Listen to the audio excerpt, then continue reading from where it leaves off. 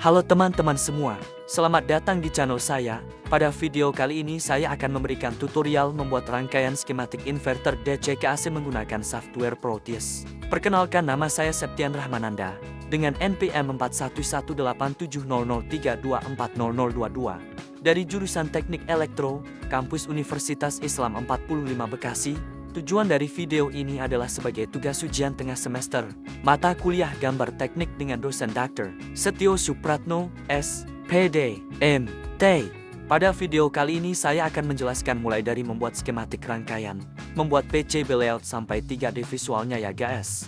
So, gak perlu lama-lama, mari kita mulai. Pastikan teman-teman sudah menginstal software Proteus di laptopnya masing-masing ya. Jika sudah ada, langsung saja klik 2 kali icon Proteus.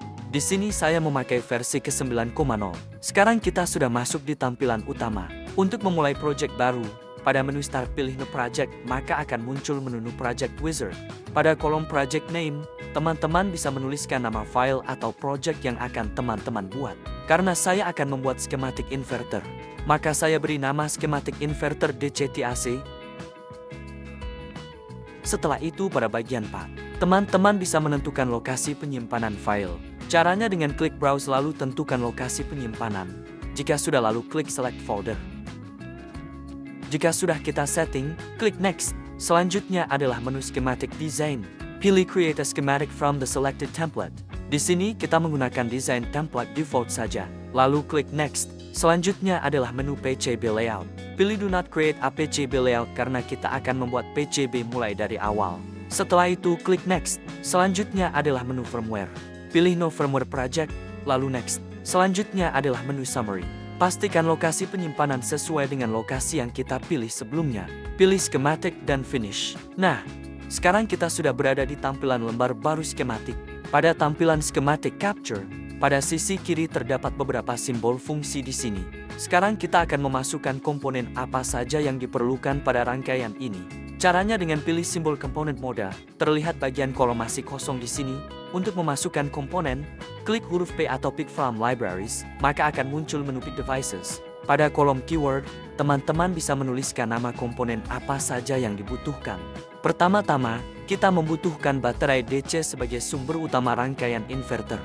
Ketik baterai pada keyword, pilih jenis baterai dengan deskripsi DC voltage source, pastikan gambar sesuai. Lalu klik OK. Terlihat di kolom komponen sudah terinput baterai. Oke, selanjutnya, dengan cara yang sama, kita membutuhkan komponen kapasitor yang berfungsi untuk menyimpan dan menstabilkan tegangan pada rangkaian. Ketik capacitor pada keyword, pilih generic non-electrolytic capacitor, lalu klik OK. Selanjutnya, kita membutuhkan dioda dengan kode 1N4007. Dioda berfungsi sebagai penyarah arus dan pelindung polaritas terbalik.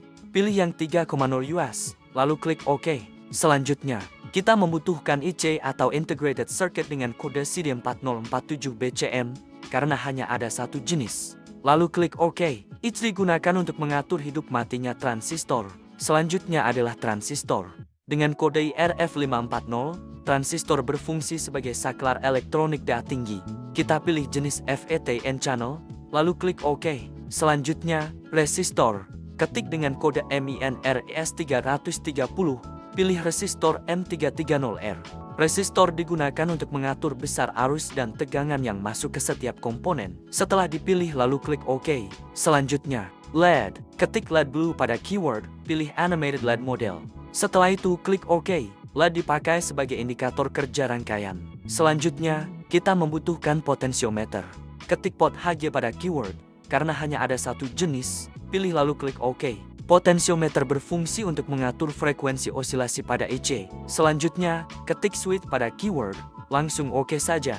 Switch berfungsi untuk menghubungkan dan memutuskan arus dari sumber daya baterai ke rangkaian. Selanjutnya, kita membutuhkan trafo sebagai komponen utama penukar tegangan dari DC ke AC. Ketik Trend 2P3S, pilih Device Transformer with Center Tap, lalu klik OK. Selanjutnya, lampu AC rumah sebagai indikator output. Ketik lamp pada keyword, pilih lamp active animated light bulb, lalu klik OK.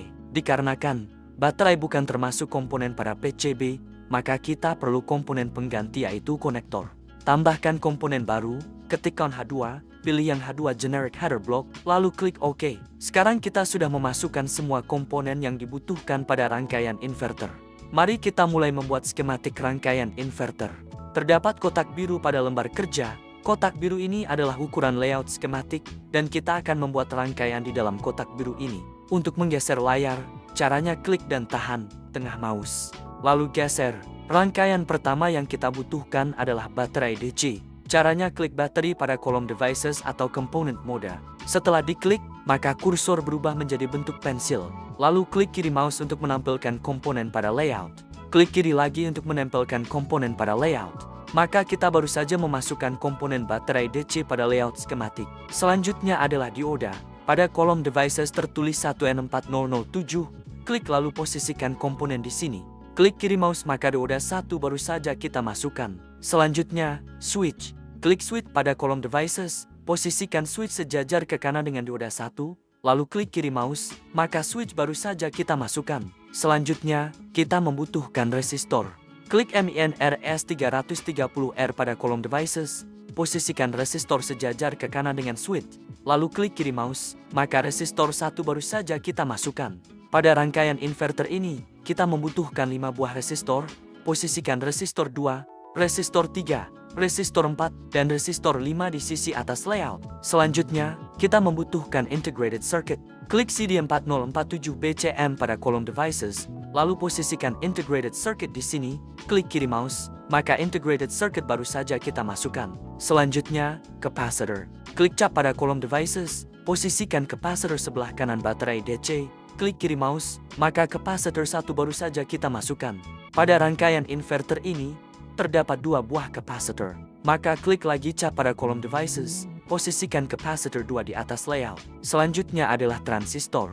Klik IRF540 pada kolom devices, posisikan transistor di sini, lalu arahkan mouse ke bawah transistor 1, lalu klik kiri mouse. Maka transistor 2 baru saja kita masukkan. Selanjutnya, trafo. Klik trend 2P3S pada kolom devices.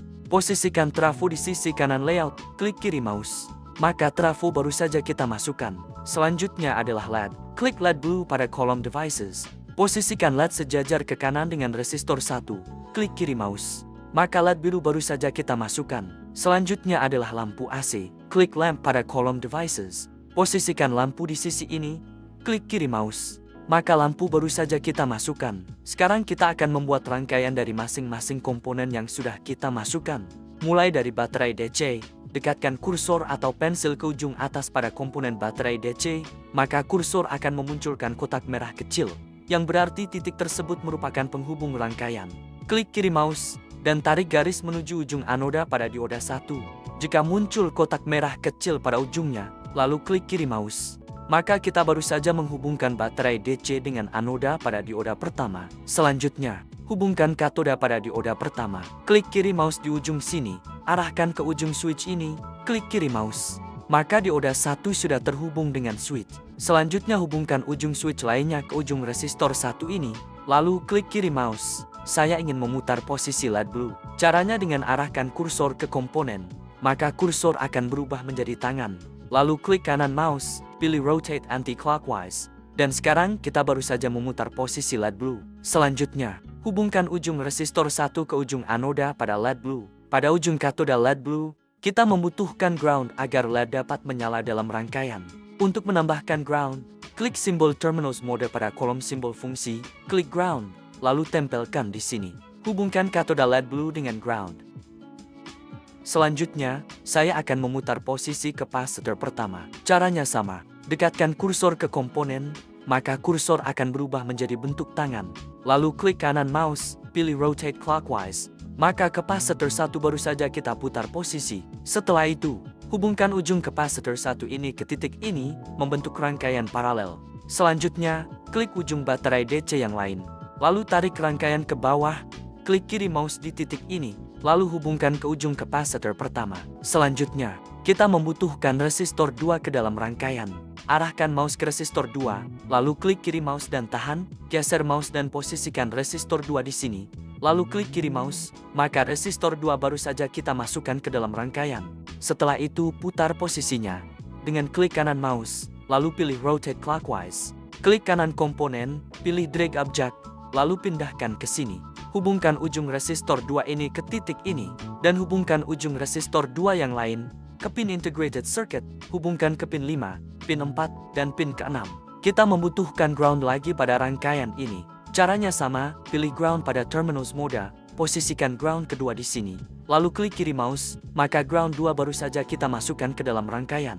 Hubungkan ujung ground 2 ke titik ini, dan hubungkan titik ini dengan pin 9, pin 12. Dan pin 8 pada integrated circuit. Selanjutnya, klik kanan mouse pada resistor 3, pilih drag object, lalu posisikan resistor 3 di sini, lalu klik kiri mouse. Maka resistor 3 baru saja kita masukkan ke dalam rangkaian. Selanjutnya, klik kanan mouse pada resistor 4, pilih drag object, lalu posisikan resistor 4 di sini, lalu klik kiri mouse. Maka resistor 4 baru saja kita masukkan ke dalam rangkaian. Selanjutnya, pindahkan transistor 1 atau Q1. Sejajar dengan resistor ketiga, klik kanan mouse pada transistor 2 atau Q2, pilih mirror. Maka kita baru saja merubah arah posisi transistor 2 berlawanan sumbu ya. Klik kanan mouse pada transistor 2, pilih drag object, dan pindahkan ke sini.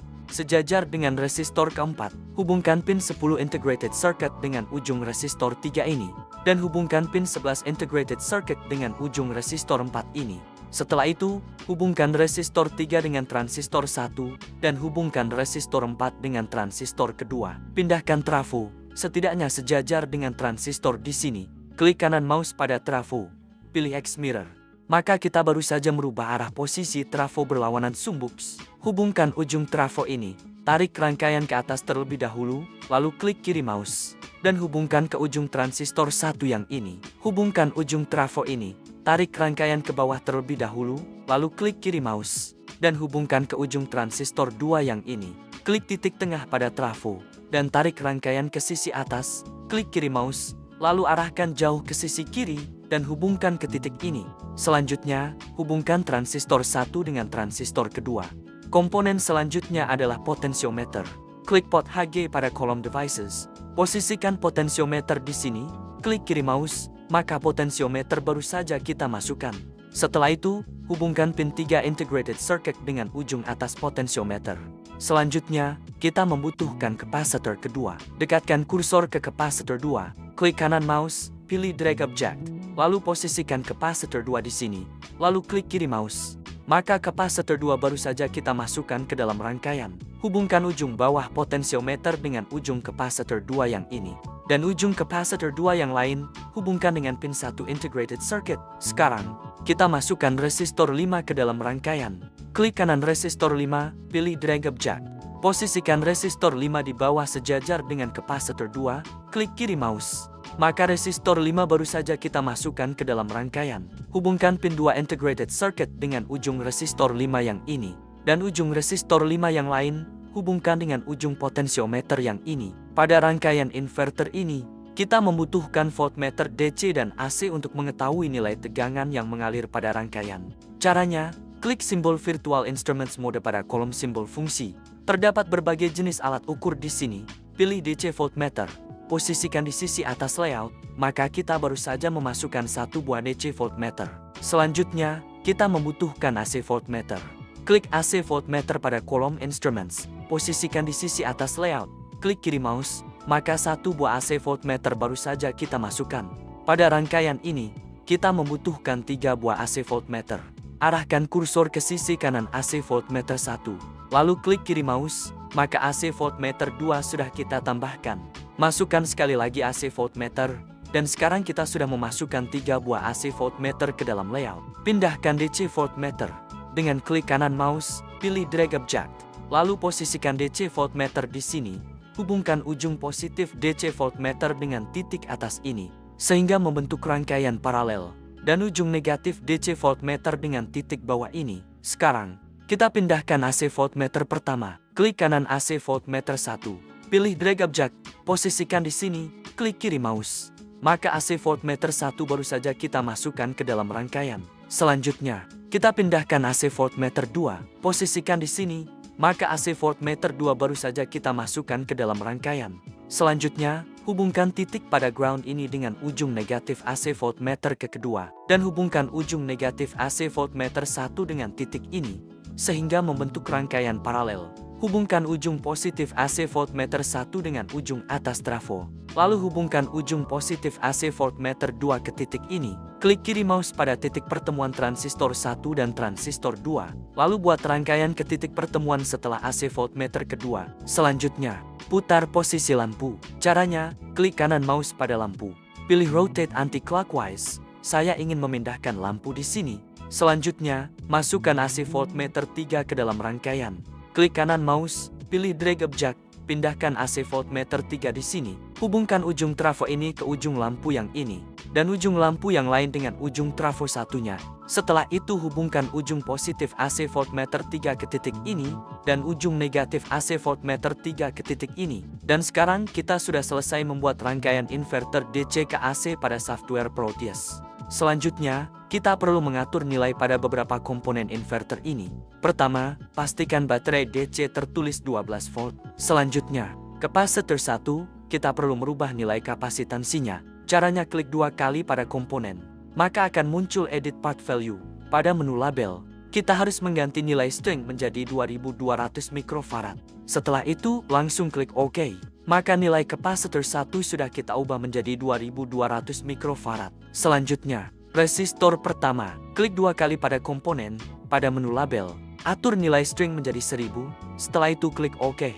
Selanjutnya, resistor 3. Klik 2 kali pada komponen, pada menu label. Atur nilai string menjadi 220R. Setelah itu klik OK. Selanjutnya, resistor 4. Klik 2 kali pada komponen, pada menu label.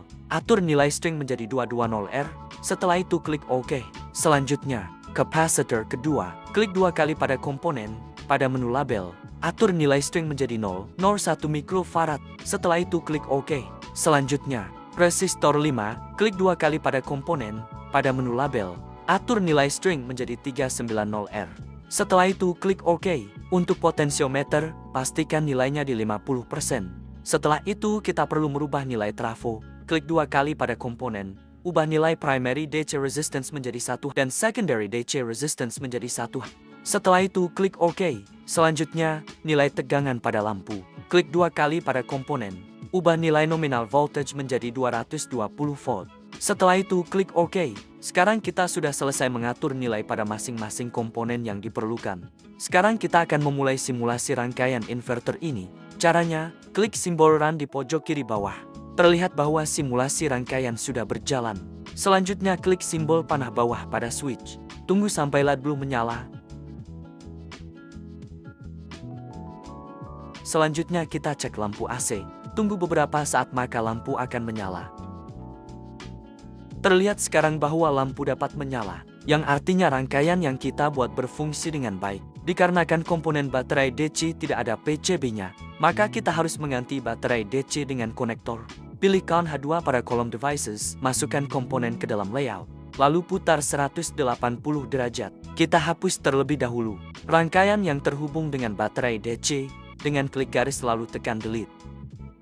Pindahkan baterai DC ke sisi atas layout, lalu masukkan konektor ke dalam rangkaian. Hubungkan rangkaian ke pin 2 konektor, dan rangkaian lainnya ke pin 1 konektor. Sekarang kita dapat membuat PCB layout. Caranya klik simbol PCB layout.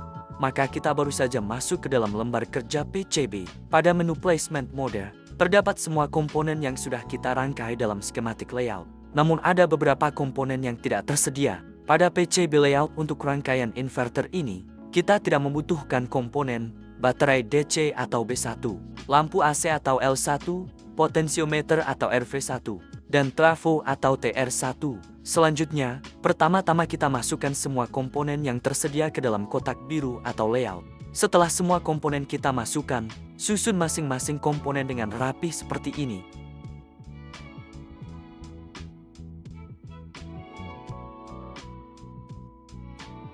Selanjutnya, kita akan membuat papan PCB. Caranya, klik simbol kotak hijau atau 2D Graphics Box Mode, lalu ganti jenis font ke Board Edge.